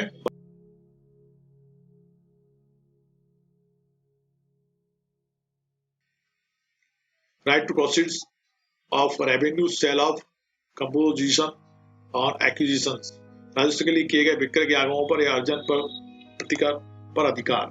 संपत्ति अंतरण से कौन सी धारा प्रतिस्थापित प्रतिभूति के सिद्धांत की विवेचना करती है? बिल्कुल सही, 73 is correct. Now question number 61, संपत्ति अंतरण अधिनियम 1883 के निम्न प्रावधानों में से किस में सकब्जा बंधकदार के वैधानिक दायित्वों को बताया गया है?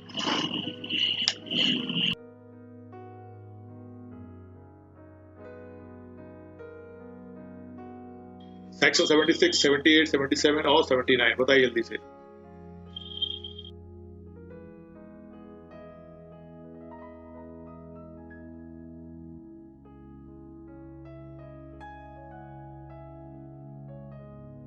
ओके ओके ओके, कोई बात नहीं, ठीक है, पूरा होगा। ये आगे पीछे हो जाता ना तो समझ में नहीं आ पाता कहाँ किसकी बात कर रहे हैं। ये थोड़ा सा नेट के कारण प्रॉब्लम होती है ना। 61 का आंसर दिया है, वो जो आया था उत्तराखंड पीसीएस जूनियर 2008 में। 61 का आंसर दिया ए सुनंदा ने और पूजा ने भी दिया है। 61 का रोशन ने भी दिया है, एकदम सही। सेक्शन 76 इसके बारे में बात करता है, बंधकदार के वैधानिक दायित्वों को बताया गया है, बिल्कुल सही। 60 का डी पुखराज ने कहा, 60 का डी हाँ सही है। नाउ अब रोशन कह रहे 61 का ए हो गया, सही है। नाउ अब 62, रामस्वरूप ने अपनी 3 संपत्तियां महादेव प्रसाद के पास रेहन रख दिया। बाद में रामस्वरूप ने उनमें से प्रथम संपत्ति को गया प्रसाद को बेच दिया। इन परिस्थितियों में महादेव प्रसाद तीनों संपत्तियों में से बराबर बराबर धन वसूल कर सकेगा। महादेव प्रसाद केवल द्वितीय एवं तृतीय संपत्ति धन वसूल कर सकता है। महादेव प्रसाद द्वितीय एवं तृतीय संपत्ति के स्वामी रामस्वरूप धन वसूल कर सकता है। प्रथमतः द्वितीय एवं तृतीय फिर प्रथम संपत्ति धन वसूल कर सकता है। जल्दी से आंसर दो। 62 ये सब क्वेश्चन अपन ने कर रखे हैं पहले से, इसको अपन ने पहले कर रखा है, इसलिए इसका आंसर सही आना चाहिए। जो पहले से पढ़ रहे हैं ना बच्चे, स्टूडेंट मेरे, उन सबको इसका सबका आंसर सही पता है। हो पूजा, 62 का बी नहीं है, डी है, डी इज करेक्ट आंसर। प्रथमतः द्वितीय तृतीय, प्रथमतः द्वितीय एवं तृतीय, फिर प्रथम संपत्ति धन वसूल कर सकेगा, ये सही है, D is correct answer. Ramswaroop ने अपनी 3 संपत्तियां महादेव प्रसाद के पास रहन कर दिया है, बाद में रामस्वरूप ने उनमें से प्रथम संपत्ति को गया प्रसाद को बेच दिया। अब क्या है, इन परिस्थितियों में प्रथम था वो सेकंड और जो थर्ड जो उसके पास थी प्रॉपर्टी, वो प्रथम संपत्ति से धन वसूल कर सकता है, मतलब पहले दोनों से करेगा, उसके बाद भी रह जाता है तो फिर वो प्रथम संपत्ति से वसूल करेगा जो उसने गया प्रसाद को बेच दी है। 61 का ए कह रहे हैं पुखराज, 61 का ये सही है। 62 का पूजा सिंह, जी सर याद आ गया, यस यस यस याद आ गया ना। क्वेश्चन नंबर 63, संपत्ति अंतरण अधिनियम की किस धारा में रिसीवर की नियुक्ति के बारे में प्रावधान है? प्रापक, रिसीवर मतलब प्रापक हिंदी में। 62, 60, 61 और 69 ए, बताइए किसमें है 63 का आंसर? मध्य प्रदेश एपीओ 2008।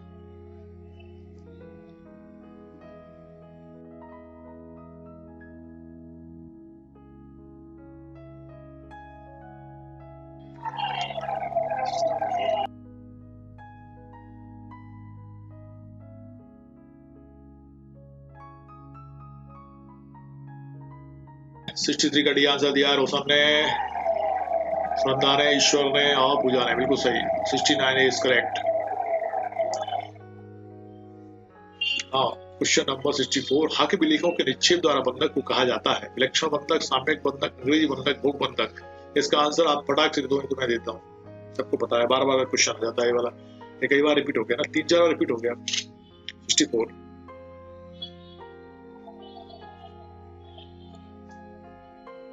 बिल्कुल सही, साम्यक बंधक बिल्कुल सही, अच्छे से याद हो जाएगा फिर। हाकिम विलेखों के निक्षेप द्वारा बंधक और साम्यक बंधक आपको सबको याद रहेगा। साना ने भी कहा, साना तुम कहाँ गायब हो गई थी, नेट की प्रॉब्लम लगता है ना। नाउ क्वेश्चन नंबर 65, न्यायालय से ऐसी डिग्री प्राप्त करने का अधिकार की बंधक करता उस संपत्ति का मोचन कराने के अपने अधिकार से आत्यंतिक रूप से एब्सोल्युटली विवर्जित होगा? प्रबंध का अधिकार, दावे का अधिकार, मोचन का अधिकार, विक्रय का अधिकार, बताइए 65। मध्य प्रदेश विभाजन 2005।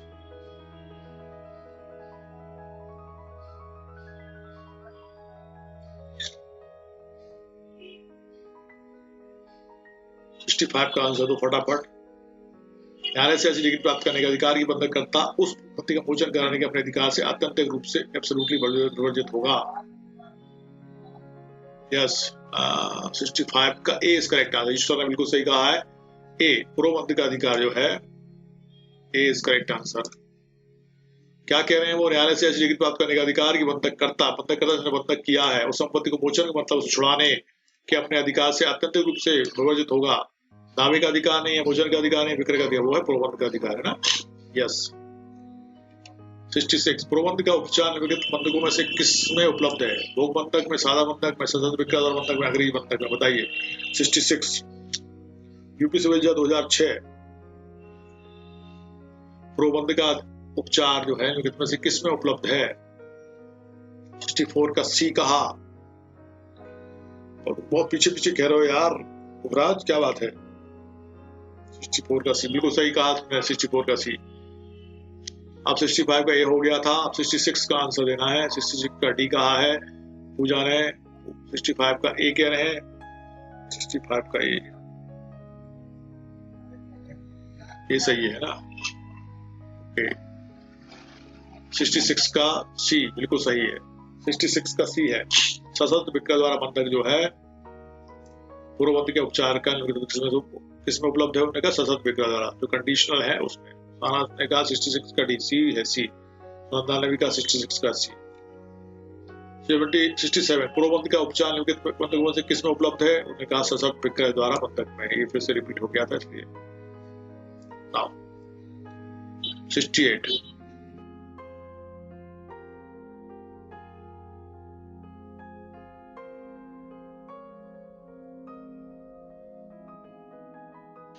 68 संपत्ति अंतरण अधिनियम की किस धारा में समेकन एकीकरण का सिद्धांत दिया गया है? 60, 61, 62, 63 बताइए।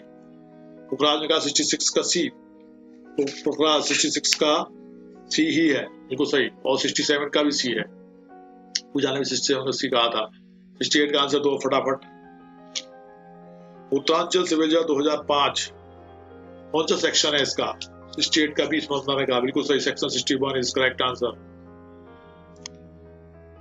धारा में समीकरण एकीकरण के सिद्धांत को दिया गया है, 61 में दिया गया है। सर नेटवर्क प्रॉब्लम है, ओके कोई बात नहीं बेटा, चलता है। 69 वह बंधक करता जिसने दो या अधिक बंधक एक ही बंधकदार के पक्ष में निष्पादित कर दिए हैं तथा प्रतिकूल संविदा ना हो तो उस समय जब उन बंधकों में से दो या अधिक बंधकों का मूलधन शुद्ध हो गया हो उनसे बंधकों को एक साथ मोचन कराने के लिए बाध्य है। उन बंधकों में से किसी एक बंधक का पृथकता मोचन कराने का अधिकार नहीं होगा। ऐसे बंधकों में से कम दो बंधकों का मोचन एक साथ कराने के लिए बाध्य है। ऐसे किसी एक बंधक का पृथकता या ऐसे बंधकों में से किसी एक साथ ही दो या अधिक बंधकों का मोचन कराने का अधिकार। बताइए जल्दी से।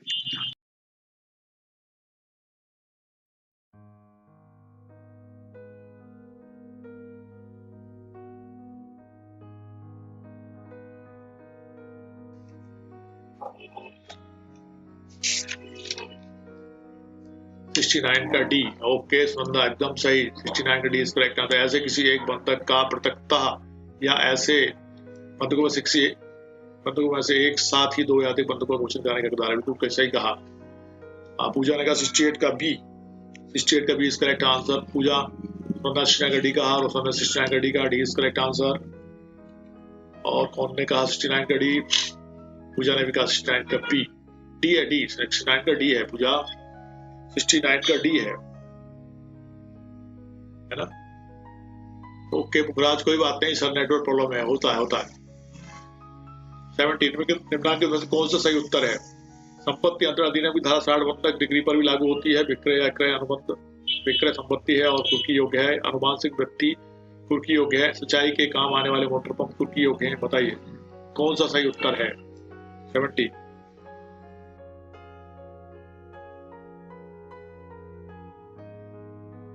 उत्तरांचल सिविल जज 2002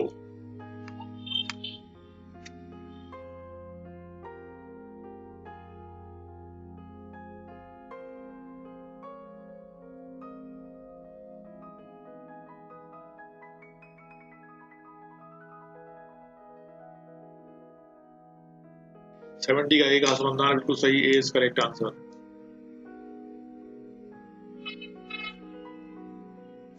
संपत्ति अंतरण अधिनियम की धारा 60 बंधक डिग्री पर भी लागू होती है, बिल्कुल सही। पूजा ने भी कहा 70 का ए, रोशन ने भी कहा।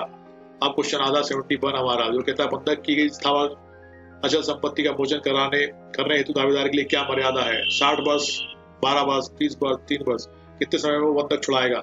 71 कितने समय का समय मिलेगा उतना, कितने साल का समय मिलेगा? बंधक की गई स्थावर अचल संपत्ति का मोचन कराने हेतु दावेदार के लिए क्या मर्यादा है, क्या लिमिटेशन है, कितने समय में वो छुड़ाएगा उसको? 60 वर्ष में, 12 वर्ष में, 30 वर्ष में, 3 वर्ष में, कितना म्याद है उसके पास? बताइए।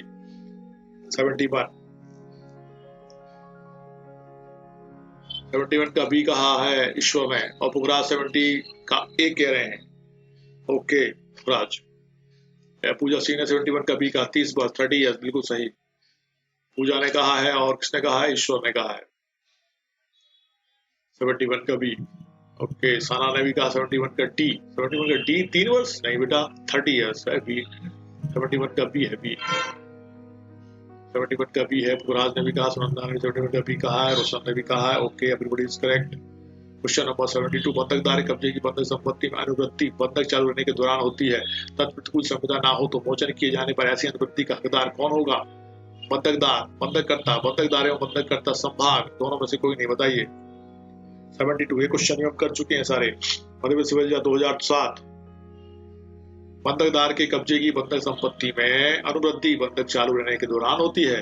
तत्प्रतिकूल संविदा ना हो तो मोचन किए जाने पर ऐसी अनुवृत्ति का हकदार कौन होगा? बंधकदार, बंधककर्ता, बंधकदार एवं बंधककर्ता संभाग दोनों से कोई नहीं। 72 का बी कहा है ईश्वर ने, very fast Ishwar and right answer. बंधककर्ता ही हकदार होगा क्योंकि तत्प्रतिकूल संविदा नहीं हुई है। तत्प्रतिकूल संविदा के ना हो तो मोचन किए जाने वाली संपत्ति का हकदार होगा बंधककर्ता, और संविदा होती तो बंधकदार भी उसका हकदार हो जाता। क्वेश्चन 72 का बी है, बी यस अगला रोशन ने कहा, सुनंदा ने भी कहा है। 73 निम्नलिखित में से कौन सा सही उत्तर है? संपत्ति अंतरण अधिनियम की धारा 60 बंधक डिग्री पर भी लागू होती है। विक्रय या क्रय अनुबंध विक्रय संपत्ति है और कुकी योग्य है। अनुमानिक वृत्ति कुकी योग्य है। सिंचाई के काम में आने वाला वाटर पंप कुकी योग्य है। अभी क्वेश्चन आपने देखा था, जल्दी बताओ। 73 फिर से रिपीट हो गया, जल्दी से बताओ इसका सही आंसर। उत्तरांचल सिविल 2002।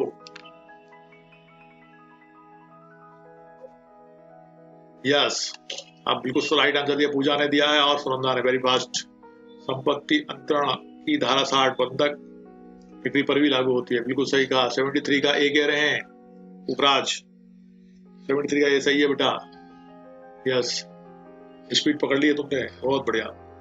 74 मोचन का अधिकार प्रयोग में लाया जा सकता है। न्यायालय से बाहर बंधकदार को बंधक धन का भुगतान करके, बंधक पर सूद राशि को न्यायालय में जमा करके, मोचन हेतु नियमित दावा करके, उपरोक्त में से किसी भी एक प्रकार से। बताइए। 74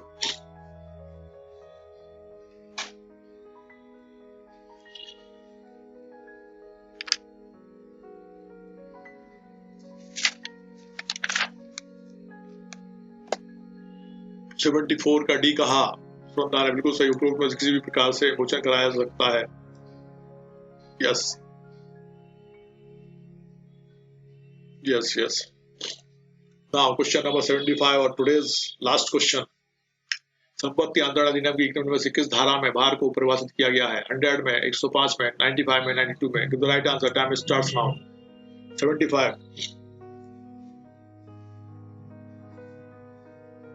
किसमें भार को परिभाषित किया गया है?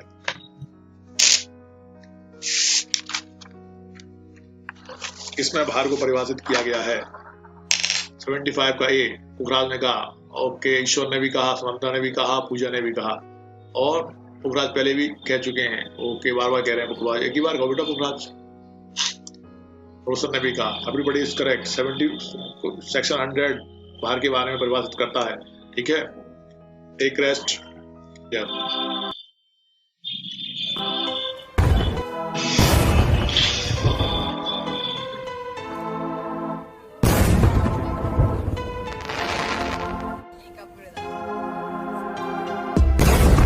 यस, जय हिंद, जय भारत।